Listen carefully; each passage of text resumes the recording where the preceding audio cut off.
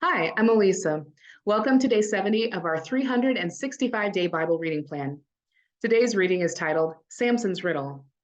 We'll be reading Judges chapter 14, verses 1 through 20 in the New Living Translation.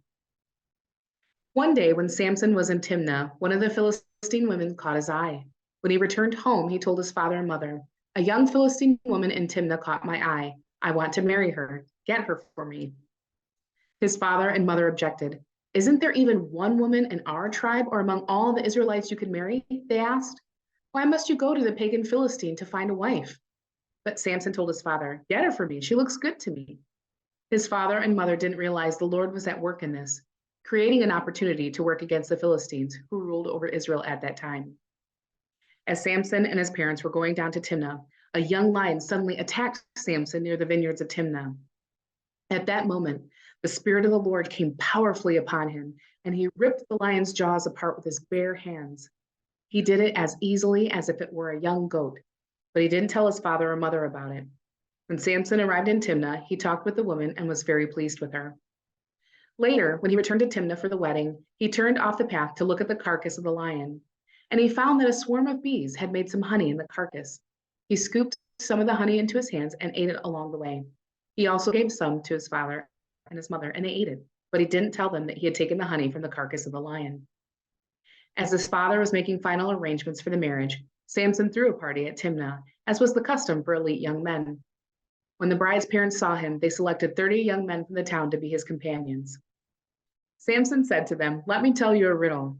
If you solve my riddle during these 7 days of the celebration, I will give you 30 fine linen robes and 30 sets of festive clothing.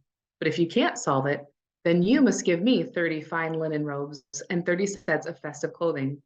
"All right," they agreed, "let's hear your riddle." So he said, "Out of the one who eats came something to eat. Out of the strong came something sweet." 3 days later, they were still trying to figure it out. On the fourth day, they said to Samson's wife, "Entice your husband to explain the riddle for us, or we will burn down your father's house with you in it. Did you invite us to this party just to make us poor?" So Samson's wife came to him in tears and said, "You don't love me, you hate me. You have given my people a riddle, but you haven't told me the answer." "I haven't even given the answer to my father or mother," he replied. "Why should I tell you?" So she cried whenever she was with him and kept it up for the rest of the celebration. At last, on the seventh day, he told her the answer because she was tormenting him with her nagging. Then she explained the riddle to the young men. So before sunset of the seventh day, the men of the town came to Samson with their answer. "What is sweeter than honey? What is stronger than a lion?" Samson replied, "If you hadn't plowed with my heifer, you wouldn't have solved my riddle." Then the Spirit of the Lord came powerfully upon him. He went down to the town of Ashkelon, killed 30 men, took their belongings, and gave their clothing to the men who had solved his riddle. But Samson was furious about what had happened, and he went back home to live with his father and mother. So his wife was given in marriage to the man who had been Samson's best man at the wedding. Thanks for joining us for today's reading. And remember, everyone has an invitation to sit at Jesus' table. We hope you'll find your story and purpose in God's story.